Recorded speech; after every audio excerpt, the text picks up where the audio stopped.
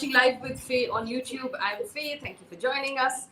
Every evening at 8 o'clock, we have a discussion on matters that we believe are most important in the country. Over the last week, we've talked about the state of the finances and the economy in our country. We've talked about mental health and the right about what's going on at the actual line of control with China. Today, we're going to talk about accountability, because in a democracy, accountability and the ability to ask questions is of paramount importance. Now, over the last 24 hours, the PM Cares Fund released in a public document its audit for its first year. Now, it actually started only on the 27th of March. So the one-year audit is actually 5 days, between the 27th of March and the 31st of March. In those 5 days, interestingly, this fund raised 3,076 crore rupees, which is great because people were feeling philanthropic and they wanted to donate. And so that much money was actually donated to the PM Cares Fund in 5 days, up till the 31st of March, between 27th and 31st of March. Now, here's the thing. We don't know who donated the money, except for one donor. And that donor is the Prime Minister himself. Now, the fund was started by the Prime Minister apparently donating from his own personal account. He put 2,25,000 rupees into the fund to start it off. And we know of that. That piece of information has been made public. But we don't know where the rest of the money has come from. And there is a substantial amount of money as well that's coming from overseas. We don't know who has put that money in either. So that started a lot of conversations of should that detail be public or should it not be public. That takes us back to the previous conversation, the fact that the government argued that this is a private fund. It's not a government fund, and hence it doesn't come under the RTI, and that's why it doesn't need to be made public in terms of all of its details. While that might have been fair, on closer examination of this document, if we take a look at the signatories at the bottom of this audit, it raised a couple of eyebrows and I thought it was interesting. So if you look at the PM Cares Fund, which is the fund that's on your screen, these are the signatories at the bottom of the one-page audit that was put up. There's obviously one signature that is from the founder of the audit firm that's running that audit, but the other four signatories that have been highlighted for you, Mr. Shrikar Pardesi is Joint Secretary PMO. Hardik Shah is Personal Secretary to the Prime Minister. Pradeep Kumar Srivastava is Under Secretary Funds at the PMO. And Pravesh Kumar is Sections Officer at the PMO. So these are all high-ranking IAS officers who are currently serving in the Prime Minister's Office of the PMO, who have signed on the PM Cares Fund audit report. So that then brings the question of, if this is a private fund and it's not a government fund, why is it that members or serving officers of the PMO are signing on it? What is the significance of these signatures? And if the PMO is actually running this fund, then doesn't it become a public fund? And aren't we then entitled to the details? These are the questions that we're asking today. We have guests joining us, and I'll take you to a quick round of introductions. Right now, Sanjay Hegde, senior lawyer with the Supreme Court, joins us along with Saket, who's an RTI activist. As a disclaimer to our audience, Saket is a supporter of the Congress Party, not a member of the Congress Party. I just clarified with him before we started this show, and I think it's important you know that. We'd also have senior journalist Neerja Chowdhury and RTI activists Anjali, Bharadwaj and Rajeev Mishra join us through the course of the conversation. In fact, I think Anjali Bharadwaj has joined us already. Good evening, Anjali. Thank you for joining us. Getting straight to the point, let me take the first question to Mr. Sanjay Hegde. Mr. Hegde, would you explain to us who signs on an audit document? Is it a trustee of the fund? Can it just be anybody? On what requires the signatures, and who are the people, let's assume if this were a private fund, who would be signing on this audit document? Obviously the auditor and the trustees of the fund. Okay. Now, I do not know in what capacity these other PMO officials have signed it, because as far as I know, or the official documents in the media suggest that it is ex officio the Prime Minister and a few other ministers who are trustees of the fund. So I don't see them signing as trustees on the audit report. And I can't figure out for the life of me under what capacity or what official instruction these other gentlemen in the PMO have signed it. It, however, seems to indicate that the fund is being given some kind of official flavor and is being administered by the PMO. It is not as if the trustees get together separately after office hours or and in their private capacities, in their private houses, and then administer the fund. That doesn't appear to be the case. In fact, Mr. Hegde, if we look at the document that's up on the screen right now, these are official designations that have been placed under the names. It says secretary, deputy secretary, under secretary, section officer. So this is, even if we wanted, if someone wanted to argue that this is in private capacity, they've signed as secretaries of the PMO. Does this make Absolutely. this then an official government fund? It can be used to argue that the government is officially administering it, and it would depend on the lens through which you are viewing it. Now, already, I think Anjali and a few others went to the Supreme Court and said that it should be amenable to the RTI Act, and the Supreme Court turned them down. If there is some other context in which an argument is to be made that this is a government fund, the fact that senior officials in their official capacity are administering the fund or are signing the audit reports could be additional evidence in favor of such a submission. Mr. Hegde, just to clarify legally for our audience, if this document has been made public in the last, say, 48 hours, technically the previous judgment from the Supreme Court would have been made without this in evidence. Is that correct? Yes, that is correct. But it was on a question of law as to whether the fund qualified to be treated as an entity which was subject to the RTI. And there, I don't think the Supreme Court has agreed. Anjali wants to clarify something. Yes. Ms. Anjali Bharadwaj, one of the RTI activists who approached the Supreme Court. Please go ahead. Yeah, no, so let me, just a small clarification. The matter before the Supreme Court basically was about transferring PM CARES funds into NDRF. It wasn't taken up by any RTI activist. And that was the matter which Mr. Hegde is referring to, which was dismissed. I think the reason behind, the motivation behind asking for that money to be transferred was that there will be greater transparency, there will be more accountability, because the NDRF, the National Disaster Relief Fund, is a public authority under the RTI Act and is subject to a CAG audit. But the plea that was taken to the court was not whether this should be under the RTI law or not. And what was dismissed was also therefore that these funds will not be transferred to the NDRF. I think the question whether this fund is a public authority or not is still at large. We have filed RTI applications. They have denied us information, and we are going in for an appeal. We'll go through the entire appellate process as well.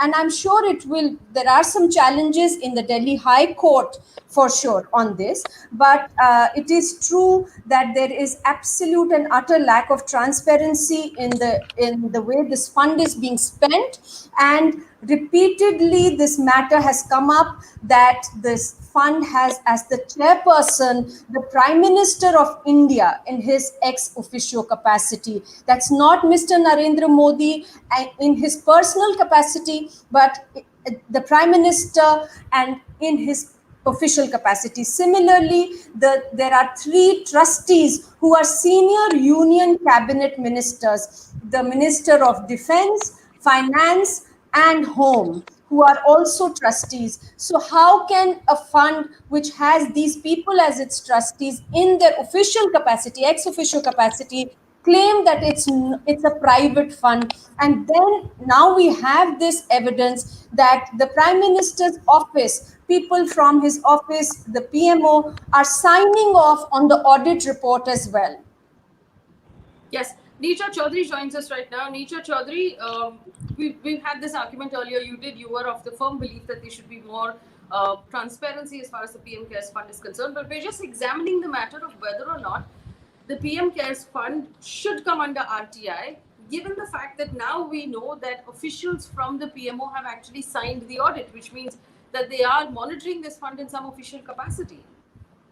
You know, when the fund was launched, it was, at least the impression that was given was that it was meant to be for the pandemic, for the health needs that would be required. Therefore, you didn't have to go in for PM Relief Fund, which already existed. So this was for a very specific purpose. Now, it's very clear, the Prime Minister heads it. There are the other trustees. What I find very difficult to understand, that everybody wants transparency. Now that this audit company has done it for 5 days, 3,000 odd rupees, or 3,000 odd crore rupees. Crore. Yeah, odd crore, yes. Thank you. For 5 days, even for those 5 days, we have not been told who donated that money and how it was used, even that small sum. So what is bothering people is, you have the Prime Minister. Nobody's making a case that the Prime Minister is going to use this money for his personal use. Nobody's making that case. But Caesar's wife has to be above suspicion. If there are so many voices saying, who are the people who've contributed? Where is the money gone for? It's a very simple thing to do, because as I say, it's not going to be used for personal reasons. So what is the hitch? This is not, to me, that is not understandable. And I say this, Lord Ram banished his wife Sita because one citizen in his kingdom said that she had been in another king's kingdom. Maryada Purushottam Ram did that. Now, feminist women, have a problem with that. But as far as the ruler was concerned, he did that. So criticism in any ruler's domain, and particularly in a parliamentary democracy like that, opposition has to raise these questions, will raise these questions. They would not be worth their salt if they didn't raise these questions. But I find it mystifying why the Prime Minister and the government cannot come out with this simple information. Neerja ma'am, in fact, I would only on one point disagree with you, which is, I am very happy to openly say that this fund is being used for personal benefit or political benefit. I have no qualms about saying that, because honestly, the demeanor of the Prime Minister's office, the way they've acted, suddenly one day JP Nadda is saying 60,000 ventilators will be delivered by month end. Then we find out through RTIs that only 4,000 have been delivered. I mean, honestly, if you're not really trying hard to hide something, there should not be this level of non-transparency. It's not like, it's not like they're just not being accessible. They're going out of their way to shut down RTI inquiries. I mean, Anjali ma'am has filed several inquiries into this. She's dug up a lot of information into it. We've all tried in our different ways. But here they're coming up with obsolete reasons. They're coming up with some of the most ridiculous reasons to stop. And at the end of the day, where there's fire, there's smoke, or where there's smoke, there's fire. I mean, you've got to be hiding something. After having 10,000, 12,000 crore of rupees coming in, and then no accountability about that, and you're stonewalling, there should be no reason to stonewall. So, Caesar's wife should be above suspicion, as they say, and all of that. But here in this case, I do not find one legitimate reason to stonewall. Like, why would you want to hide it? I mean, it's money out there in the public domain. Companies that are donating have declared how much they've donated through press releases. So what would be the point of hiding unless there is some sort of shady activity going on the side? That's something I'm just not able to comprehend. Ms. Chowdhury? I would say to that, then it's not a very intelligent way to go about it. To have a public fund like this, Yes. about the pandemic, about the health of your citizen, with lakhs of people affected, and some people are making a noise about it. Even if you wanted to make money, this is hardly the way to do it, without earning a bad name and getting a bad image. So is it become an issue of prestige? What is it that, as I say, I'm really baffled by this one. So actually, Can I Bharadwaj, comment? yes, please, Sanjay Hegde, go ahead. You see, first I have to point out that Caesar doesn't have a wife in this case. So all that is it goes by the wayside. The real question is this: who gives you money? Now, if money comes in from some suspect sources or for some particular reason or the other, and it can be linked to file transactions thereafter, there would be many more cases that would emerge out of it. So, who are your donors? I am asking that question specifically because there was a construction company in Bangalore during the migrant crisis. And when the migrants were interviewed on the road, they said, "Look, this is our contractor. He didn't pay us, and we are walking back all the way to our homes in Bihar and Madhya Pradesh and all that." And the man had the gall to say, "No, no, no. I am a clean contractor. Look, I've paid some 25 lakhs to the Prime Minister's fund, PM Cares fund." Now, was there any kind of implicit hafta vasuli, quid pro quo? All these are questions which somebody in a democracy can legitimately ask. Secondly, who are the people on whom the money has been spent? Did you give it to an NGO which is associated with your party or with your parivar in any larger context? Because the spending of money implies power and patronage. Yes. Did you get bang for the buck the way you spent it? Was it that that you bought cheap stuff at an expensive rate and somebody made a profit? If donors donated, there would be donors who donated in good faith, there would be donors who donated in bad faith. But all donors and the public at large, from whom those donors have earned, have a right to know. And in any democracy, if you follow the money, you will find a lot of stories. The Watergate crisis, that's what Mark Felter's Deep Throat told Bob Woodward and Carl Bernstein: follow the money. If Yes. you do not put these accounts out in the public domain, there are going to be more and more people who will be smelling around the money and not being able to follow it. I think there is a very clear problem of mistrust, and this erodes public trust in the organization, in the fund, and we know that they've set it up. They're saying that it's been set up to provide relief in cases of disaster. What can be greater public? There can't be greater public interest than to say that this money should be transparent, where the money has come from and where it is going. We know in our country that unless people have information, there is no way that money reaches the intended beneficiaries. So the RTI applications that have been filed after the PM Cares Fund saying that we have given 2,000 crore rupees for 50,000 ventilators, finally the information that has come out is that because many of the firms that were shortlisted and given money were not finally found fit by the technical assistance committee, and therefore they could not be, the ventilators could not be obtained from them. There were less than 18,000 ventilators that were finally bought. So there is great public interest in people knowing who's got the money, where is it going. And here I want to bring in very clearly the whole issue of the right to information applying or not. See, the government, the Prime Minister's office has maintained from the beginning that this is not a public authority. PM Cares is not a public authority under the RTI Act.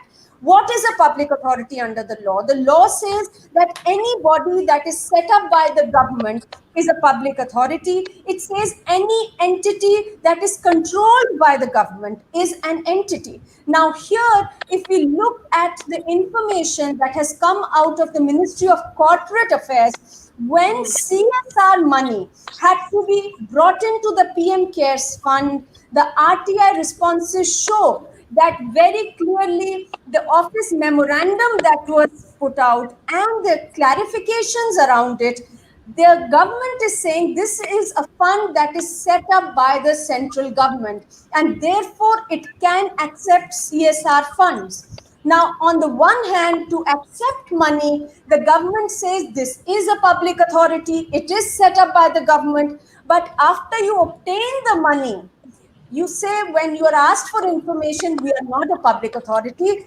That is where the real problem lies, because that really raises a question on the intentions also of the government and the PM Cares Fund not transparent and coming under the RTI law. I just want to point out, and Saket, I'll take this question to you and then to the rest of the panel.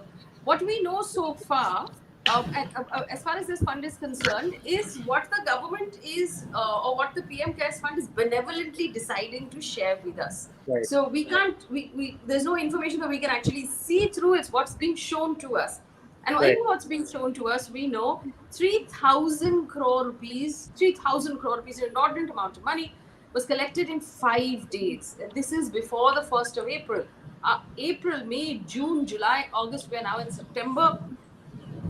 This is a altering amount of money, life altering, country altering, government altering amount of money that could have been collected, Saket. No, very true. 600 crores a day, just 1 minute. 600 crores a day. Quick back of the envelope. No, that's just 5 days, but I think India's reporters at India Spend have done an exhaustive analysis based on public statements. And the PM Cares Fund is roughly estimated to have, at least about somewhere in the range of 10 to 12,000 crores. Now, two things I wish to point out here. Number one is, I don't know if you guys saw the news 2 days ago, but the Indian government signed a deal with the Japanese government for an COVID emergency funding of 50 billion yen, which is 3,662 crores. If we have a PM Cares Fund, which apparently, according to the government, is different from the PMNRF, because it's specifically for COVID-19 relief and emergency work, then why are we borrowing money from China to begin with? That's that just kind of goes contradictory to what the PM Cares Fund is claiming. Second thing, in terms of precedence about this being a public authority or the process is being followed, I want to point out that between 2014 to 15, the Modi government had similarly set up 2 public trust funds. One was called the Namami Gange Kosh and the other was called the Swachh Bharat Fund. Yes. Both of these funds were made CSR eligible through a finance ministry notification. Both of these were eligible for foreign contributions. They got an FCRA. Now, the strange and funny thing is that both Namami Gange Kosh and Swachh Bharat Fund are audited by the CAG. They're public authorities under the RTI Act and their accounts are available to people. So there is already a precedent of a fund being launched by the government of India, a public trust fund that takes voluntary donations, that takes CSR donations, and yet it is audited by the CAG and comes under the RTI Act. So there is absolutely no exception here in case of PM Cares. I mean, the exception that they've been using in court all this while is that the contributions are voluntary. There is no Sarkari money going in, which is a lie. PSUs have contributed a lot of money. But what they've been claiming is that it's a voluntary fund and therefore there is no need for a CAG audit as there's no government funds. And there is no need to bring it under the RTI because people have privately contributed, voluntarily they've contributed money. But it's the same with the Namami Gange Kosh and the Swachh Bharat Fund. And these come under the CAG. And these are, the RTI Act is applicable on these. So I don't understand what makes PM Care so exceptional. The third thing, sorry, I just really want to point out also why this fund is existing. But the claim that there is no government money or Sarkari money going in, the Railways has donated 151 crore rupees to the PM Cares Fund, and 13 lakh railway employees have donated a day's salary. Yep. Now, again, one could argue that this is voluntary or not. Saket? the money coming in from the PSUs cannot be called voluntary, because even at the end of the day, even we were to assume that, these are public sector units who have contributed out of their CSR funds. If these are government of India undertakings, then the money still belongs to the government of India. I mean, the government of India is the owner of these companies, right? So that's still public money. I mean, at the end of the day, we can't say that, RBI has contributed a certain amount of money because it's still a public entity. That's still public money at the end of the day. So same thing with the PSUs. I mean, if it comes from Air India, it comes from ONGC's contributed, Indian Oil has contributed, Ministry of Defense has contributed. So fine, employees' salary can be considered to be their voluntary contribution. But again, even there was no opt-out. There was an opt-out scheme and not an opt-in scheme. So a lot of money was deducted without the consent of the employees. But again, it's PSU money. PSU money is Sarkari money. Unless they're telling us that these PSUs have already been privatized long ago by the way Mr. Gokhale is going around right, left, and center privatizing things. I mean, unless these PSUs have been privatized without our knowledge, it is public money. So yes, there's public money involved in the fund. Chowdhury, yes, on a point. But first, just to read out people who are supporting us right now: Parth Banerjee, Divyansh Malhotra, Bharat Rawal, all people contributing to us financially through using the super chat feature.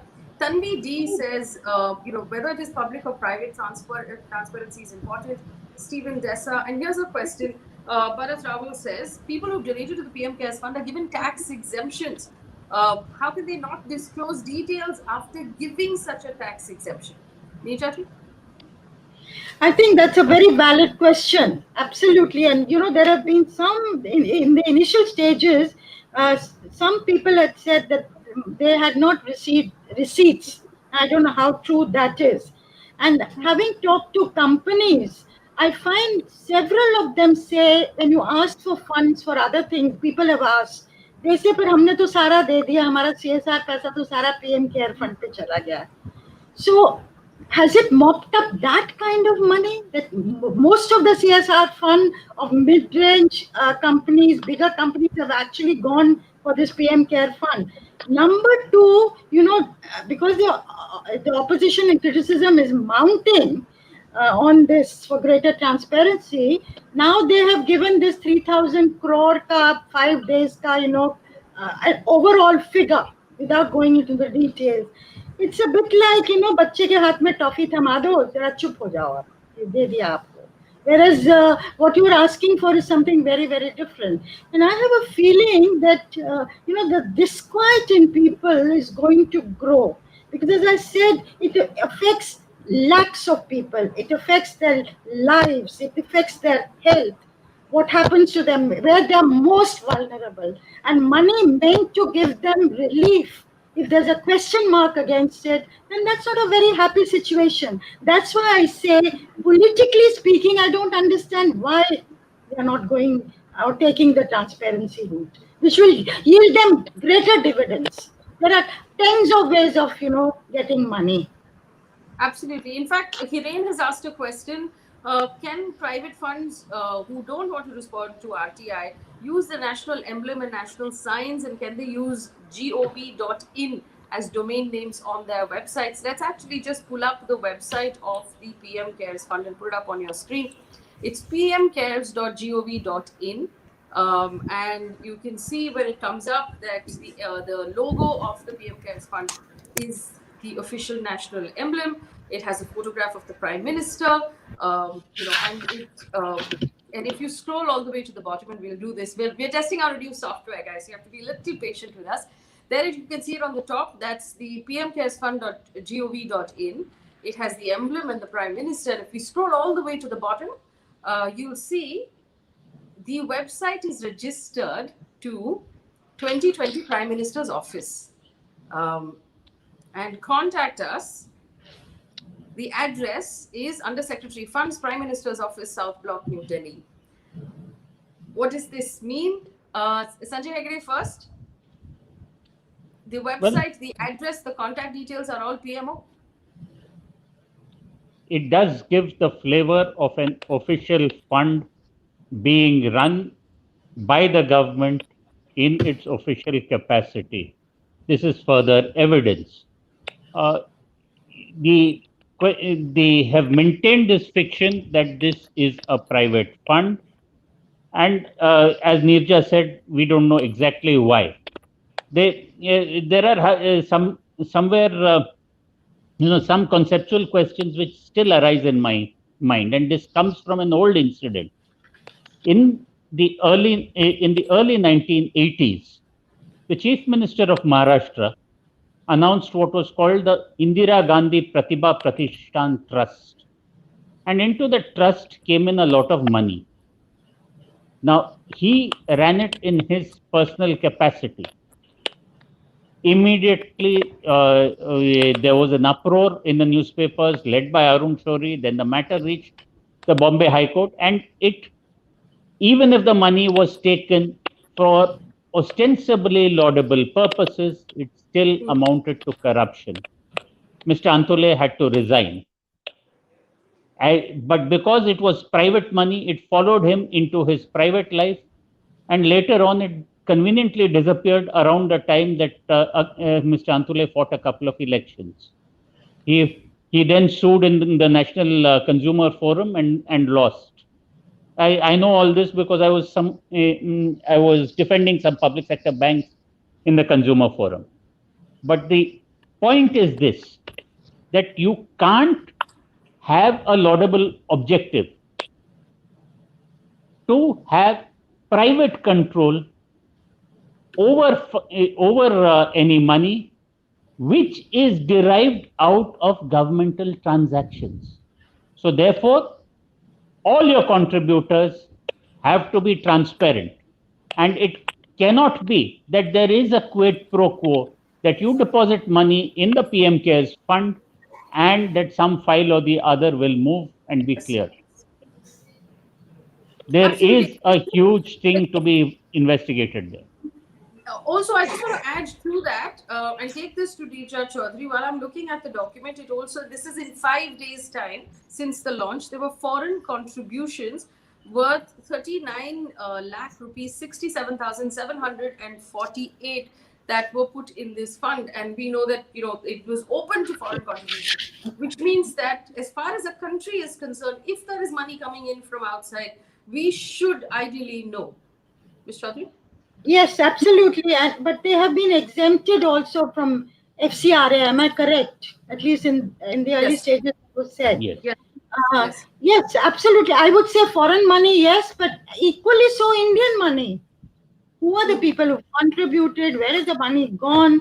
I mean, this is, I would say, elementary thing to do with a fund like this. More so, yes, I agree with you. More so with foreign funding, yes, if that is there. And we don't know what the ratio is. We know only for the first 5 days. No.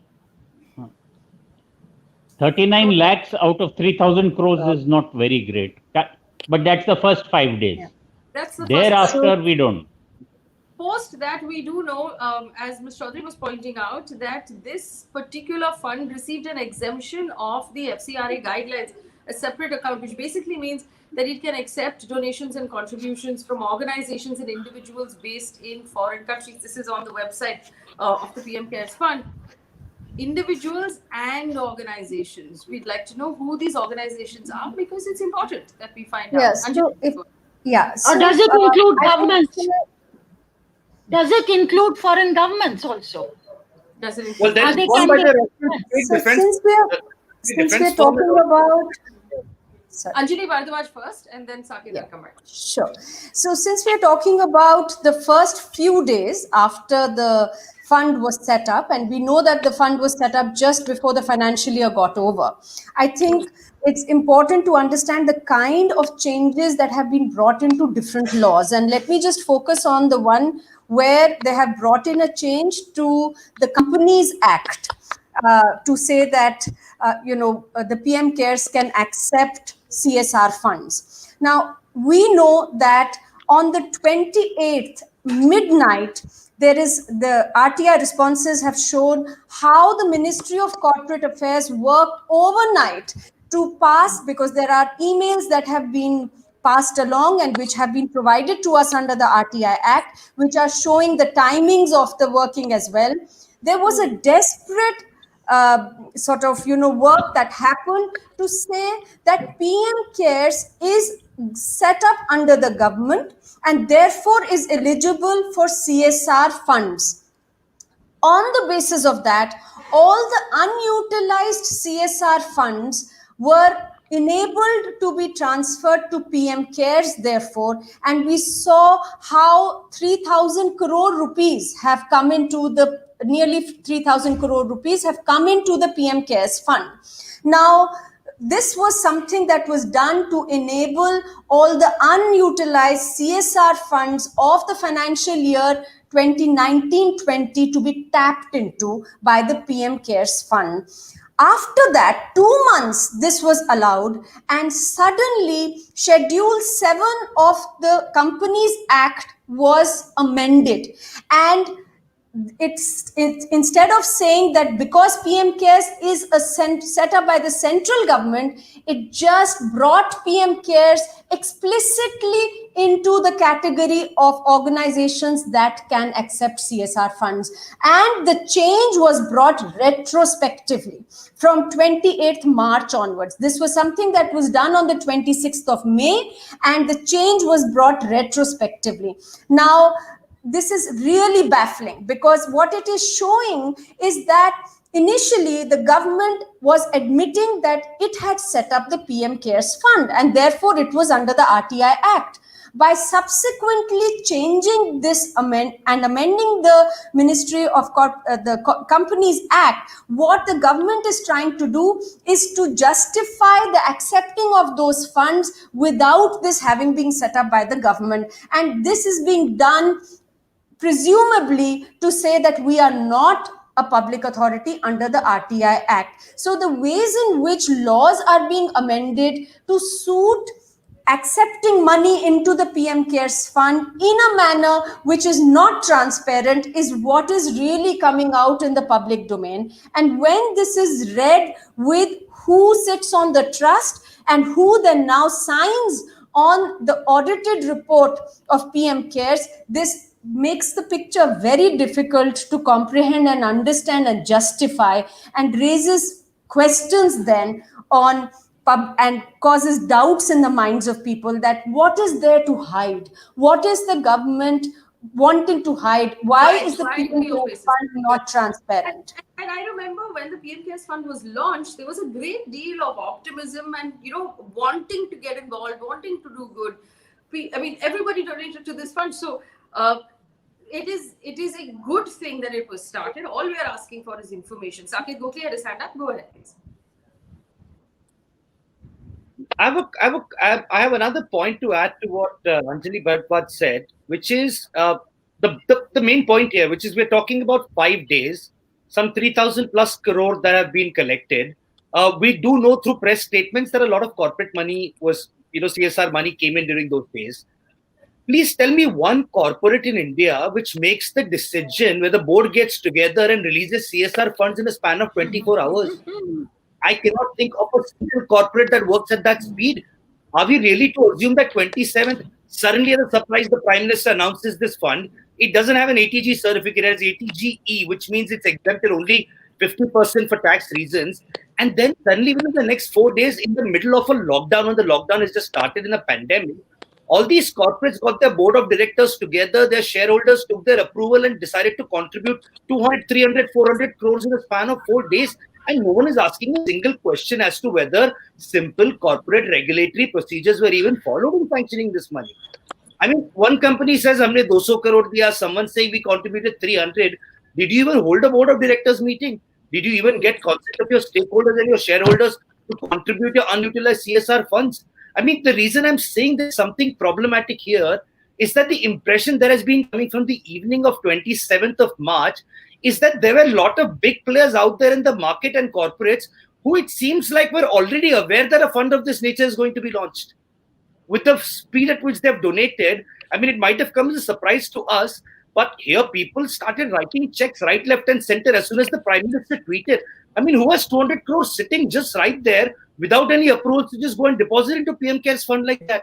So when corporates informed in advance, then what, Anjali Bharadwaj is saying about the CSR or law applying retrospectively. See, that's why I'm saying I was disagreeing with Neerja ma'am earlier only on one point.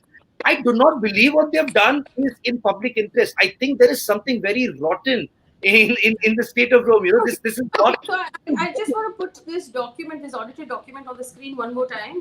My producer Arun will do it. Now, here's the interesting thing, right? So, voluntary contributions of 30 crore, 75 lakh, 85,000, 32, so on and so forth. The voluntary contributions of the 3,000 crore, it says notes, 4 sheets, 4 notes, 5 notes, 5 notes, and then at the bottom, there's a piece that says accompanying notes to the financial statements 1 to 6. These notes have not been released to the public. Selectively, only page 1. You see that middle column that lists out the notes that should have come with this document explaining details of these contributions, but the notes have been interestingly withheld. And this actually comes back. And this is a document, guys. You can go take a look at it. It's uploaded on the website of the PM Cares Fund. This brings us back to the fact that here is a fund, private or otherwise, that is selectively releasing information. And we can't source any of the information that we want. Questions for Neerja Chowdhury and Sanjay Hegde. Mani Prabhu says, if the government keeps saying that this is a private fund, will Parliament have the powers to ask questions and order inquests in regards to this? That's question number 1. Question number 2 from Dhruv Joshi. Legally, can the PM or the PMO operate and start and operate a private trust, whatsoever the purpose is?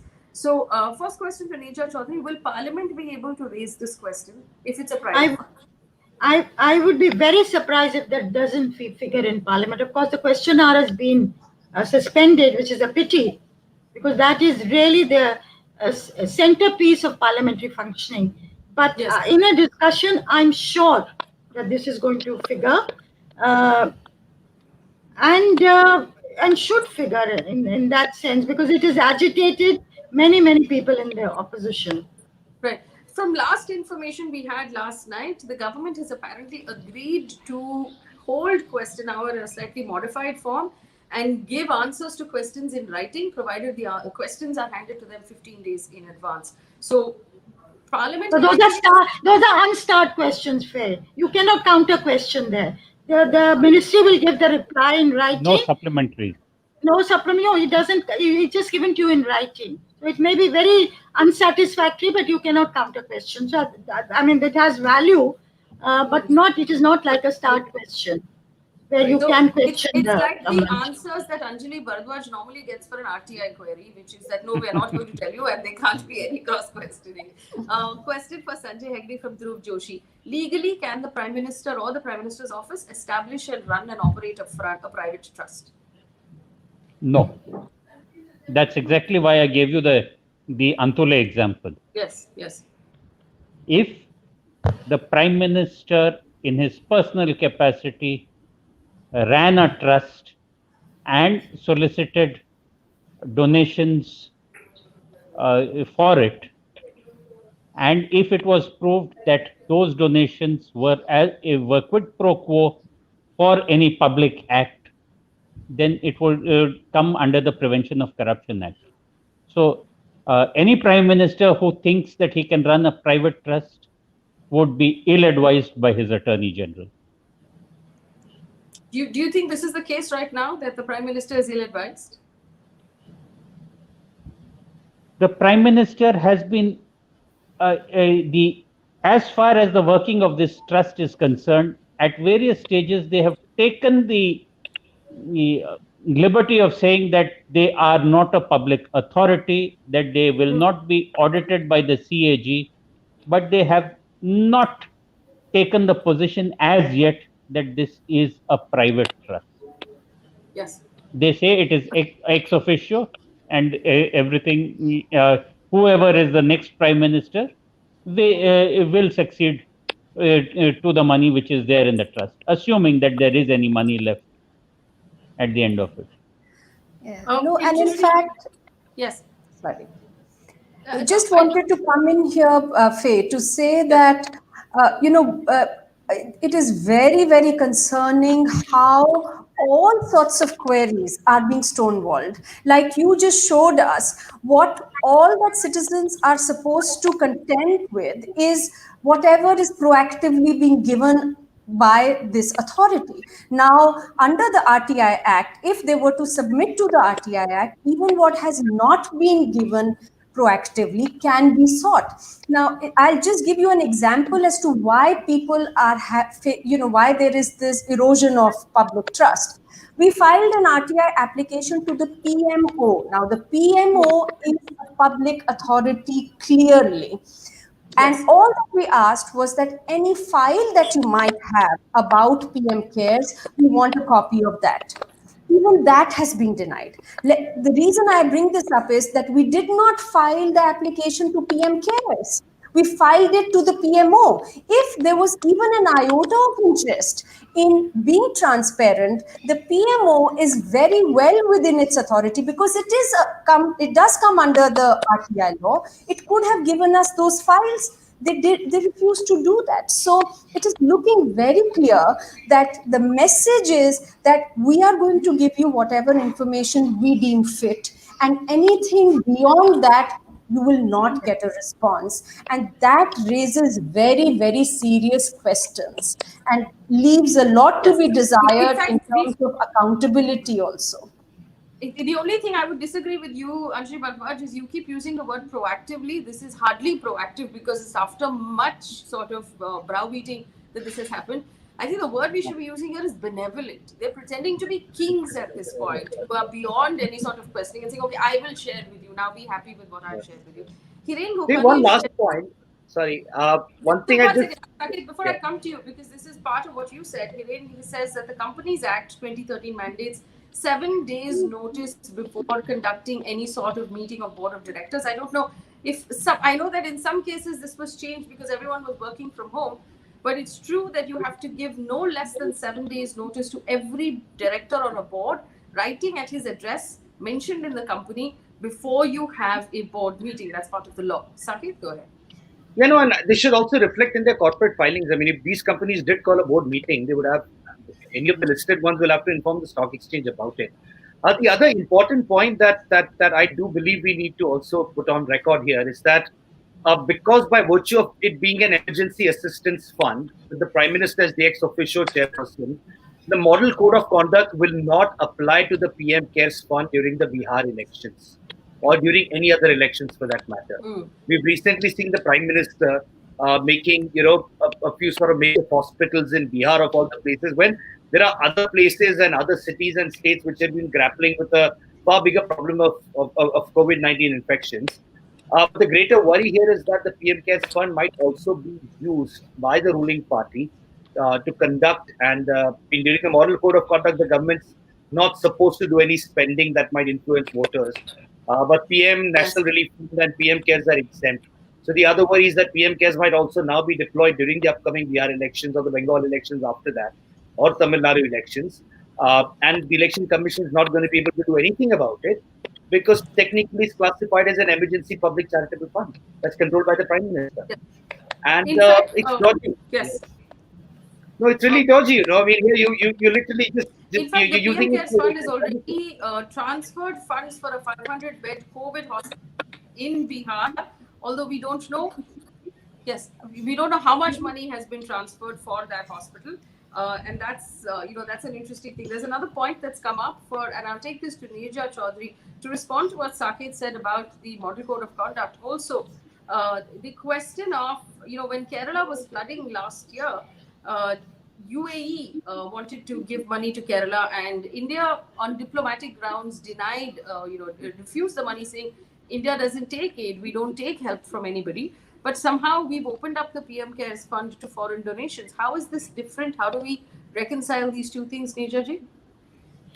Very legitimately, the state governments are asking, why not a CM Care Fund? And they are really starved of funds at the moment in order to be able to deal with the pandemic. So that is a very legitimate question. Yes, what has been said is, can it be used in times of election to help people, to give relief, and therefore get brownie points for your party? Possible, certainly possible. Also, Neerja ji, as journalists, we must, I found something interesting in the newspapers. The fact that when there was the Kisan transfer that happened a couple of weeks ago, most of the headlines said Prime Minister PM Modi transfers money to farmers. As opposed to, I mean, this is government money. It's not from the fund, it's not from the government, but it's an individual. The headlines are carried as an individual transferring money. Even more so in the case of this particular fund as well. The PM Cares Fund, like for example, PM Cares to fund 500-bed COVID hospitals in Bihar. Now, no journalist was writing this story bothered to ask how much money is it going to cost? Where will these hospitals, what kind of money? And who is going to run the hospital? Faye, who is going to run the hospital? That is also the story. Right. Neerja ji, so there is a problem in communication because also our well, I think that is a very calibrated, calculated way to do it, that communication. And the Prime Minister is, even by the country, people think Modi is different from BJP. BJP may not be great, but Modi is above it all. And that image building has been, it is continuing all the time. And it is an advantage for Narendra Modi. But when the PM Care Fund was set up initially, a lot of people felt it should have been India Cares Fund. There's already a PM Relief Fund. It was about the country caring about those who were suffering from the pandemic. Right. Sanjay Hegde, is there room here now that, if we just examine the matter of the fact that the Supreme Court has dismissed the petition saying the money should be transferred to the Prime Minister's National Relief Fund, Natural Disasters Relief Fund, is there room for a PIL about this matter, about the RTI matter, about just clarity on information being shared? Yes, of course there is room, because mere dismissal does not settle any law, and it is restricted to the question answered in that case. But for the RTI matter to work its way from the RTI authority to the appellate authority, then to the Delhi, to whichever High Court, and to the Supreme Court, that will take its own sweet time. By which time, I doubt that there will be too much money left in the PM Cares Fund. In fact, just while thinking about the manner of operation of this fund, or the collection of this fund, the only precedent that came to my mind is something that Neerja might be aware of. You see, in the RSS on Founders Day on Vijayadashmi, there is what is called the Golak. Everybody puts in money there as their contribution to the organization. Nobody then asks how it is spent. So we are going on the same principle. Or the other principle that also comes to my mind is the Fakir ka Jola. Whatever comes into the Jola, how does the Fakir spend? Who are we to ask? This is all holy. So you're saying now we're in an era of faith more than accountability? Absolutely. Neerja Chowdhury, what is the danger of faith becoming the more operative action feeling than accountability? Well, you see, at heart of what we are talking about, Faye, this evening and in the past, and probably will continue, at the heart of it is the principle of transparency and accountability of a government to the people. That is why we are talking about it. If that is not there, then what value democracy? Yes. So this is actually, and if any of our panelists want to come in with anything else, we leave it at this. Saket, do you want to add something? No, it's just, it's brazen, it's after a certain point, there's a point where there's shock and then you're surprised. But then the way that this is brazenly happening, the way that they're literally stonewalling everything, they're not even making a pretense about it. The kind of responses they're giving in RTIs, it's just literally in your face that, we're not going to show it to you, do whatever you want to do. And look, someday we're going to find out, governments change, records always stay. So someday we will find out what happened. But the problem is, in the middle of a pandemic, that's really not the time when you indulge in things like this. We all know that things happen in governments, and governments are reluctant to give out data and information. But when it's a pandemic that has already claimed so many lives around the world, and when we're grappling in India, and we already states are in a very vulnerable position. I don't think this is. I mean, Aapda mein avsar is what the Prime Minister says, but this is really not the time for Aapda mein avsar. To find an opportunity in a pandemic. That's just really, it's very sad. It's very unfortunate, really. Yes, in fact, we have 236 Bravo who hasn't given us his name, which I think is interesting, and said, how authentic is this discussion given that it is one-sided? You are discussing the stonewalling of information with 5 people of the same opinion about PM Cares Fund. Let me tell you, Mr. 236 Bravo, it would be nice if we are talking about sharing information for you to share your name. But if you don't want to, that's fine.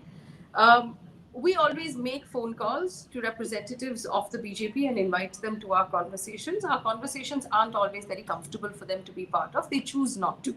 That's up to them. It's a free country. Also, we pick our panelists based on their knowledge, not based on which side they are arguing. So, for example, Anjali, Bharadwaj and Saket Gokhale are RTI activists, and this is a question of RTI.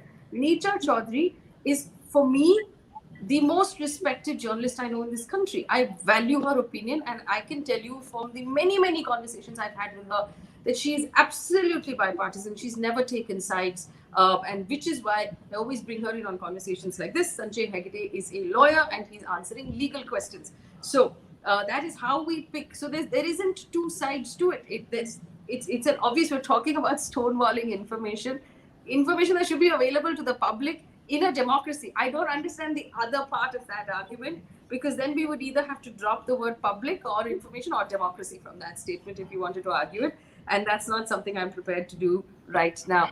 I'm going to leave this here, but I just want to point out, this is what our the argument that is made over and over again is this: in the middle of a pandemic, and now where we are 6 months after the lockdown happened, we know that we need money. Central government doesn't have money. They're not paying the state governments the GST dues. They're taxing fuel at an unbelievable amount of money because they don't have money. They've said it. State governments don't have money. Corporates and organizations don't have money. People are losing jobs. They're cutting jobs. Offices are shutting down. People have lost their jobs, so they have nothing to eat. Migrant laborers, remember, don't forget that awful humanitarian crisis we had, which no other country had. And through all of that, people have been donating to the PM Cares Fund because we want to feel like we're doing something good. We want to feel like we're helping. And that's great. But now, as a citizen of this country, I'd like to know where that money went. What has it been used for? Who benefited from it? What did we buy? Did we release a tender before we ordered ventilators? Who is going to build the hospitals in Bihar, and at what cost? And how long will those hospitals last? When will they be operative? We need to understand this information. Also, on the other side, who's donating such a lot of money? And do they stand to gain anything in return, both national and international? These are questions and answers we have a right to. Because as citizens of this country, when you vote in the next election, you will either want to vote for Mr. Narendra Modi because he did such a bang-up job during COVID. He started the PM Cares Fund and he ran it so efficiently. If you can't see what's happening inside, then you can't make that decision. This is why we need information. I want to thank my panelists. I want to thank my audience for coming in and supporting us. We will continue to ask questions because, as per the constitution of this country, that is our democratic right. Of course, it has also been displayed. Whether or not we get answers seems to be a question mark. Thanks for watching. Good night.